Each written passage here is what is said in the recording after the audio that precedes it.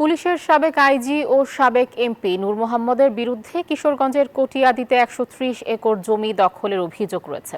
আওয়ামী লীগের আমলে প্রধানমন্ত্রীর কার্যালয়, স্বরাষ্ট্র মন্ত্রণালয় অভিযোগ করেও জমি উদ্ধার করতে পারেননি ভুক্তভোগীরা। অভিযোগ অস্বীকার করে নূর মোহাম্মদ জানান, রাজনৈতিক পট পরিবর্তনের পর অনেকেই সুযোগ নিচ্ছেন। টিটু দাসের তথ্যচিত্রে ডেস্ক রিপোর্ট। গত ৫ আগস্ট রাজনৈতিক পট পরিবর্তনের পর পুলিশের সাবেক মহাপরিদর্শক নূর মোহাম্মদের বিরুদ্ধে কিশোরগঞ্জের কটিয়াদীতে ১৩০ একর জমি দখলের অভিযোগ ওঠে।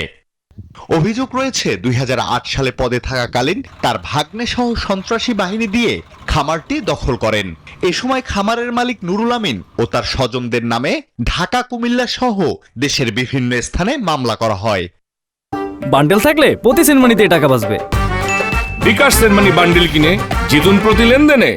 জমি উদ্ধারে ২০১২ সালে প্রধানমন্ত্রীর কাছে একটি লিখিত অভিযোগ করেন নুরুল আমিন, কিন্তু লাভ হয়নি।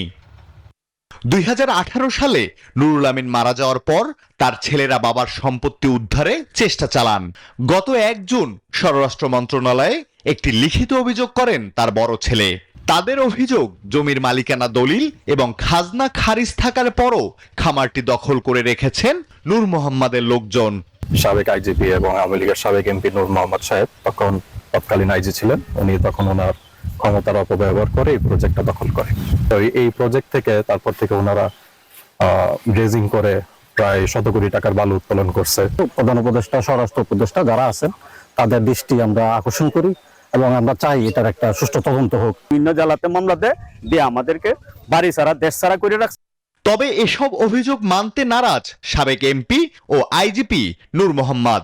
কিছু মানুষ পট পরিবর্তনের সুযোগ নিতে চাচ্ছেন বলেও দাবি তার। আমার কিংবা আমার পরিবারের কিংবা আমার খুব ঘনিষ্ঠ জনের কারো কোনো সম্পর্ক নাই, কিন্তু এটা জাস্ট এখন একটা পট পরিবর্তনের পরে যেটা হয় এই সুযোগটা নেওয়ার চেষ্টা করছে। ১২, ১৩, ১৪ বছর আগের কথাগুলো এখন আসছে কেন? মানে এইগুলা সবাই সবকিছু নিয়ে রাজনীতি করলে চলে, সবকিছু নিয়ে রাজনীতি হচ্ছে। অবৈধ সম্পদ অর্জন ও সন্দেহজনক লেনদেনের অভিযোগে নূর মোহাম্মদের বিরুদ্ধে গত ২ জন মামলা দায়ের করেছে দুদক। এর আগে গত ২০ ফেব্রুয়ারি নূর মোহাম্মদ ও তার স্ত্রী ইসমত আরা বেগমের দেশ ত্যাগে নিষেধাজ্ঞা দেন আদালত। আল হাদি খান, ডেস্ক রিপোর্ট, নিউজ 24।